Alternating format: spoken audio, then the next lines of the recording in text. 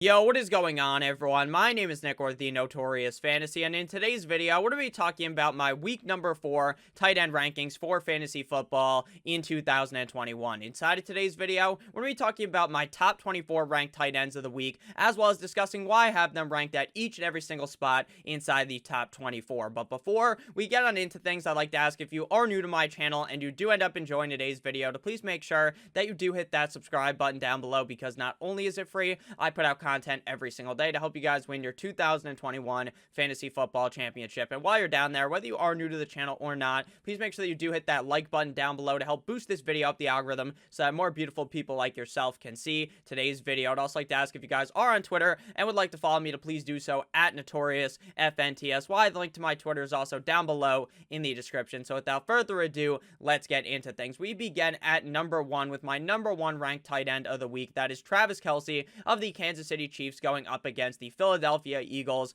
in Philadelphia. I talk about this a lot in the videos on my channel, but there are a couple of players at every single position where it does not matter at all what defense they are facing, what opponent they are facing, because the player is just so good that it doesn't even matter. The amount of volume that Travis Kelce sees week in and week out is going to be able to triumph over any defense. Now, the Philadelphia Eagles defense just got absolutely mauled by the Dallas Cowboys offense last week, so I do expect Travis Kelce to be able to have a very big game this week. We saw Dalton Schultz play big, and Travis Kelce is much better of a player than Dalton Schultz, so I think Travis Kelce week in and week out obviously is going to be a very safe option. And this week up against the Eagles, I have been projected to be my number 1 tight end on the week. At number 2, we have Darren Waller of the Las Vegas Raiders going up against the LA Chargers in LA. Darren Waller is also one of those kind of players at the tight end position that is just such an upper echelon talent that it doesn't matter what defense he faces, he's going to be good. Darren Waller is basically, at least in my eyes, the number 1 receiving target on this team. He is the best player to throw the ball to on the Raiders, and he plays tight end, which means he is going to be seeing a very high target share week in and week out in this Las Vegas Raiders offense here up against the Chargers, in what should be a back and forth high scoring affair. Darren Waller should be able to find the end zone, and if he doesn't find the end zone, he should be able to see maybe 8, 9, 10 plus targets in this game, which will lead to a very solid fantasy football day. At number 3, we have George Kittle of the San Francisco 49ers going up against the Seattle Seahawks. Now, week 1 and week number 2, George Kittle was basically fucking sleeping in your fantasy lineup. He wasn't doing all that much, but then last week up against the Green Bay Packers in week number 3, he started to wake up and play much better. What is so interesting in the struggle of George Kittle early on in the season is you would think he would play better when it was just Debo and George Kittle, but in reality, maybe George Kittle needs that trifecta of Brandon Ayuk, of Debo Samuel, and of himself to have those big games. That was just kind of a thought that came into my head when I was ranking these tight ends, because it seems like when Ayuk was in the doghouse in week 1 and week 2, George Kittle was not able to get the correct work that he should be seeing, but then instantly, once Ayuk breaks out of the doghouse, once Ayuk finally sees a workload in this offense, then George Kittle plays better. So maybe Kittle needs both Debo as well as Ayuk to be out there to have success, and that's okay, because guess what? They're both going to be out there. They're all going to be out there on Sunday up against the Seattle Seahawks. At number 4, we have Logan Thomas of the Washington football team going up against the Atlanta Falcons in Atlanta. Now, the Washington football team is getting back Curtis Samuel in this game, but to me, that does not matter at all. That has zero effect in my mind on how I believe that Logan Thomas could play week in and week out. He gets the Atlanta Falcons this week, and Logan Thomas could easily just absolutely eviscerate this garbage-ass Atlanta Falcons defense. Logan Thomas has played quite well thus far this season, and I expect him to have another big week here up against the Falcons, as Taylor Heinicke looks to be a very solid quarterback. At number 5, we have TJ Hockenson of the Detroit Lions going up against the Chicago Bears in Chicago. Now, with the Chicago Bears, that defense is just on a downward spiral from the top. The Chicago Bears defense was one of the best defenses in the NFL over the last couple of years, but this season, it seems like all of the wheels have fallen apart on the choo-choo train of the Chicago Bears defense, and things are going bad. But the Detroit Lions offense is also bad. It is. It relies on 2 players. It relies on DeAndre Swift and TJ Hockenson. TJ Hockenson did have a down game last week up against the Baltimore Ravens, but he is still the #1 receiving target on the team. It's very similar with Hockenson as it is to Darren Waller, so I think Hockenson will have a bounce back game. I don't think there's really any need or any worry that you need to have to where you're going to want to panic with TJ Hockenson. I think he could easily be the #1 tight end on the week, and that is why I have him at tight end number 5. At number 6, we have Mark Andrews, tight end of the Baltimore Ravens, going up against the Denver Broncos this week in Mile High. When it comes to the Baltimore Ravens versus the Denver Broncos, this is a very interesting matchup because we will finally see how legit the Broncos offense is and how legit the Broncos defense is, because the Broncos have just been beating down on these garbage ass teams. They've beaten the Jags, they've beaten the Giants, and they've beaten the Jets.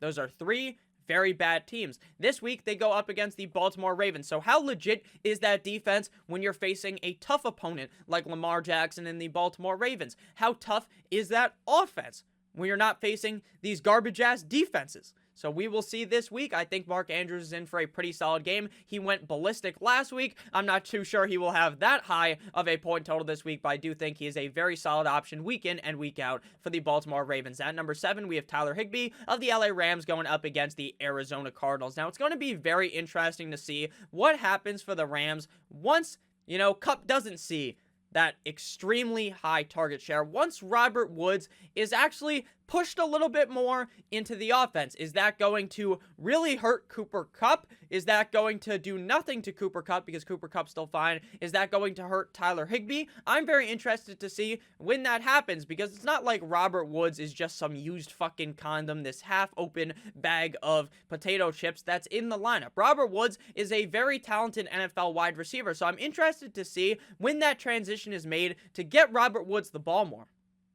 to design plays to get the ball into the hands of Robert Woods. Does that hurt Higbee? Does that hurt Cooper Kupp? Now, based upon what we've seen thus far this season, Higbee has been uber involved in this Rams offense and has a very high chance week in and week out to score a touchdown because of how many touchdowns the Rams are going to score every single week. Tyler Higbee is a key aspect, a key piece inside this LA Rams offense, and going up against a tough Cardinals defense, I still think he could have a very big week. At number 8, we have Kyle Pitts of the Atlanta Falcons going up against the Washington Football Team. Now, everyone in the offseason was getting down on their knees and giving the Gawk Gawk 9000 special to Kyle Pitts. Now, I was someone who brought up that, hey, inside of the last decade, only one rookie tight end named Evan Engram has finished inside of the top 5 at the tight end position. Now, things haven't been bad for Kyle Pitts. Kyle Pitts has been just about an average tight end thus far in his career. He's only 3 games into his NFL career, right? He is a rookie. He was a highly touted prospect, and he just hasn't played all that great. Now, is it really all Kyle Pitts' fault? Of course not. This offense as a whole in Atlanta is a complete and utter dumpster fire. The offensive line is made of a fucking turnstile. Matt Ryan looks like a semblance of himself from the past. But at the same time, Kyle Pitts is still a freak talent. He is a freak athlete. He is the best, maybe not the best player on the Atlanta Falcons, right? Because Calvin Ridley is, but he's the second best player, the second best receiving option on this Atlanta Falcons team. The question is, when will he be seeing the usage? The question is, when will he have that breakout game, that rookie year defining game? A game that starts the role to greatness for Kyle Pitts. When will that happen? I'm not too sure. The Washington Football Team, just like with the Chicago defense, is a complete and utter fucking disaster. Going into the season, everyone talked up the Washington Football Team as having one of the best defenses in the NFL, and they don't even have one of the best defenses in the NFC. They don't even have one of the best defenses in the fucking NFC East. That defense is a complete and utter catastrophe. Kyle Pitts could easily have a big game, but based upon what we've seen thus far this season, I just don't know how reliable he is. At number 9, we have Noah Fant, tight end of the Denver Broncos, going up against the Baltimore Ravens. Now, when Jerry Jeudy ended up going out, that obviously helped out Tim Patrick. It helped out Courtland Sutton, but it also gave a little bit of a boost up to Mr. Noah Fant. And while Noah Fant is never going to be one of those tight ends that really finishes as the number 1 guy week in and week out, he is a very safe and very reliable tight end every single week, so I'm fine ranking him at number 9. At number 10, we have Dawson Knox, one time, if you are with me, of the Buffalo Bills, going up against the Houston Texans.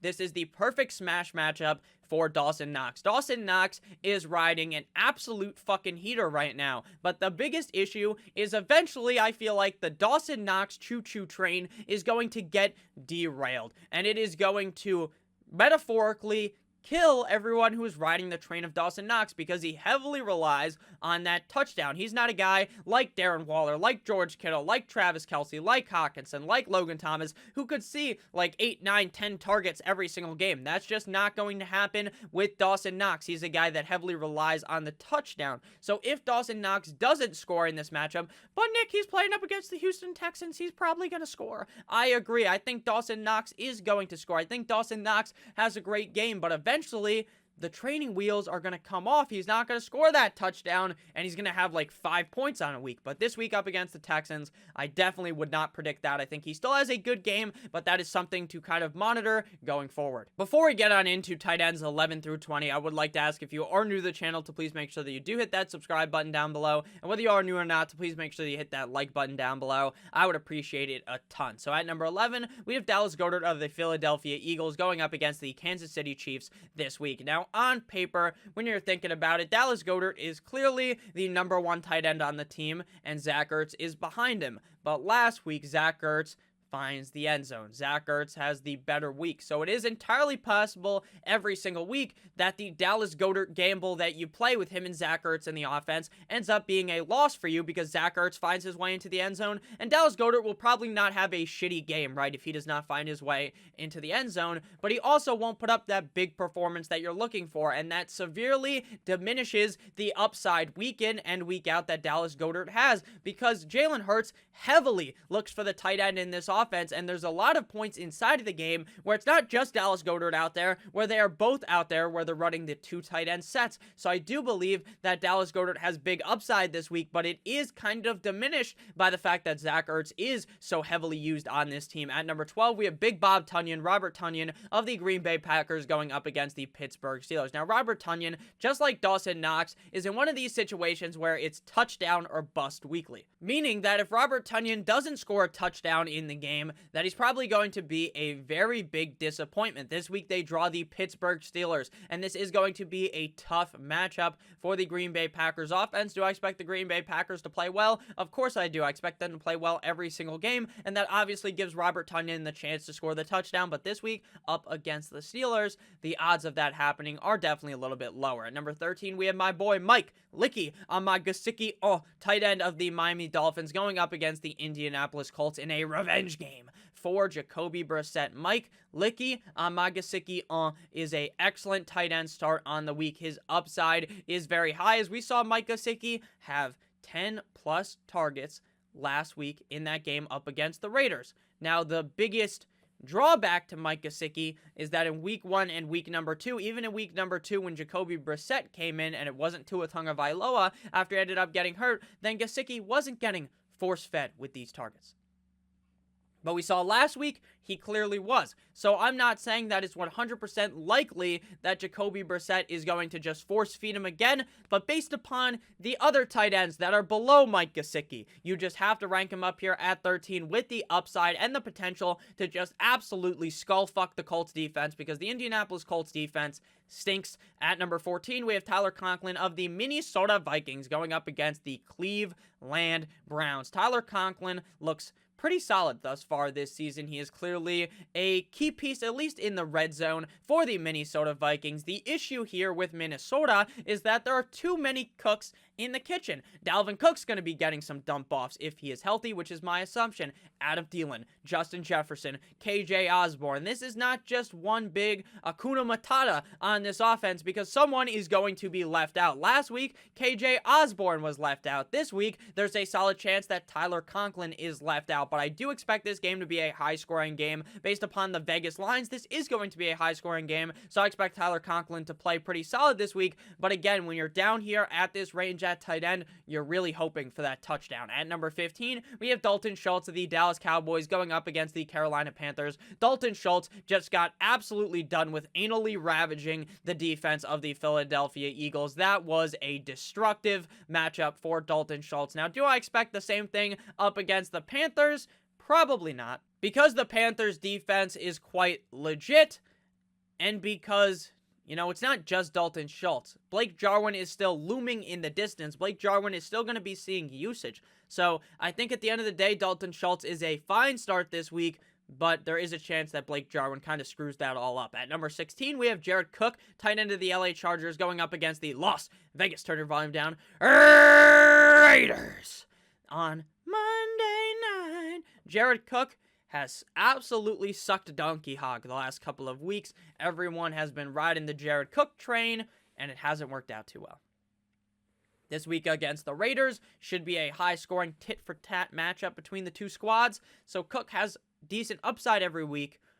But again, we just haven't seen that because Mike Williams, Eckler, and Keenan Allen every single week are just smacking these defenses around. At number 17, we have Zach Ertz of the Eagles going up against the Chiefs. Now, again, we talked about Ertz with Goedert, so I'm not going to really go super in-depth into this, but my thoughts on Zach Ertz on the week are that if he is able to potentially score that touchdown up against the Chiefs, if he's able to maybe etch out Goedert or be close to Goedert in receptions on the week, then Zach Ertz does have top 12 upside, which does make it so he can be ranked inside the top 24. At number 18, we have Cameron Brate of the Tampa Bay Buccaneers going up against the New England Deflatriots in New England. Cameron Brate is going to try to fill the shoes of Rob Gronkowski. Now, the reason why he's 18 and not much higher, because I think the Bucs are going to absolutely shellac the New England Patriots defense, is because it's not going to be just Cameron Brate. O.J. Howard is going to be seeing some usage, and I wouldn't be surprised if O.J. Howard even outsnapped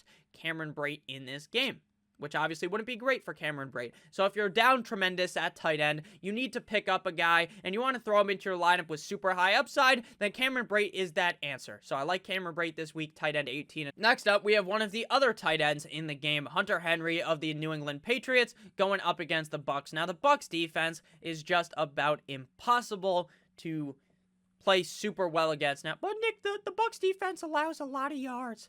I agree.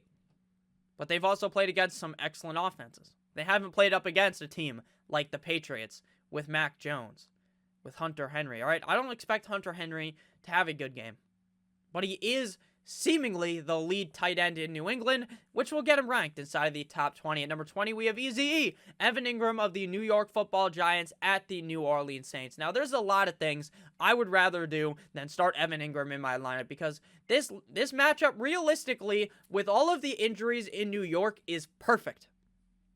It is basically the masterpiece painting of Picasso of a situation for Evan Engram to have an absolutely brolic, an absolutely monster matchup in fantasy football. But Evan Engram fucking stinks. That's the issue. He isn't very good. So maybe if all of the power just magically gets into him, if he magically is able to not drop the ball every single game, then Evan Engram could play huge this week. But he's also Evan Engram, so I'm not looking to start him this week. Tight end, number 20, up against a very confusing Saints defense, because week number 1, they look amazing. Week 2, not so hot. Week 3, amazing. Maybe it's in every other week they're going to look amazing. I'm not sure what it's going to look like this week, up against the New York Football Giants. At number 21, we have Austin Hooper of the Cleveland Browns going up against the Minnesota Vikings. The issue with Austin Hooper is that David Njoku just gets so much use that if Austin Hooper isn't able to find his way into the end zone in this game up against the Minnesota Vikings, then you're going to be very disappointed in Hooper.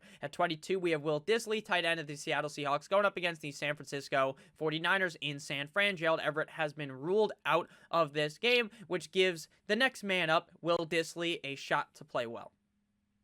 Biggest issue is that Russ doesn't love throwing to the tight end. So again, with a lot of this, I understand, Nick, isn't it kind of lazy to just say that they need a touchdown to play good? Of course that's kind of lazy, but it's fucking true.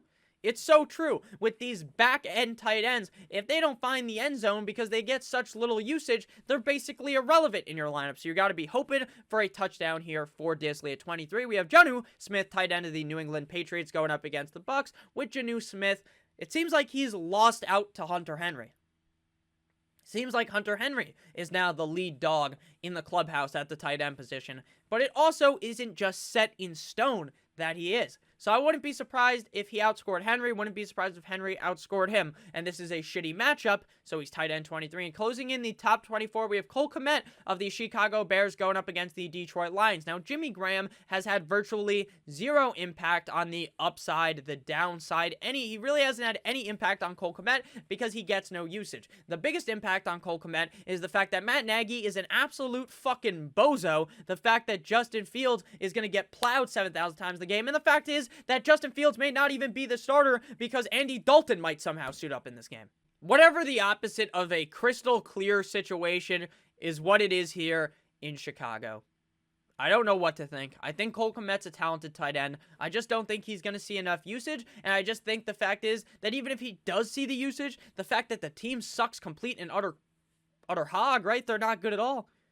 That he's going to struggle. So thank you guys all so much for watching this video. If you did end up enjoying, please make sure that you do hit that like button down below. I would appreciate it a ton, as well as hitting that subscribe button. I hope you guys have a great rest of your guys' day. I love you guys all, and I'll see you guys tomorrow, Sunday morning, with a live stream. I love you guys all. Love answering your questions. Have a great rest of your guys' day, as always. Good boy.